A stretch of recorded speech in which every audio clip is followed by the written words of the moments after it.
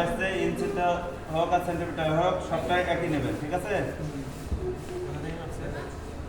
আপনার এই 4 ইঞ্চি থেকে কতটা রান করছিল এটা দাগ এই পর্যন্ত, ঠিক আছে? এটা একটা নিয়েছে, দেওয়ার পরে এই যে প্রতিটার মিডল বের করছে না? করছে।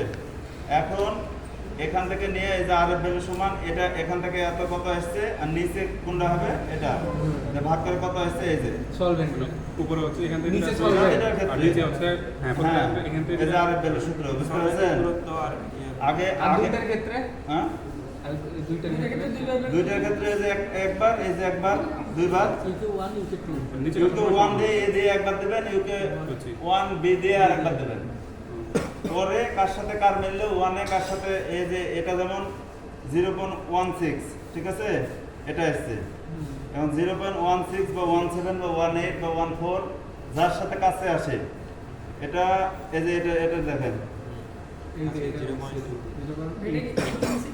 0.20 এটা আসছে এটা দেখেন 35 এই যে এটা আসছে না এটা দেখেন 182 আর এটা 16 16 এই যে 13 এই যে 18 18 এরকম করে যেটার সাথে যেটা হবে এটা দেখেন মিলি কি হবে? 45 মিলি কি হবে?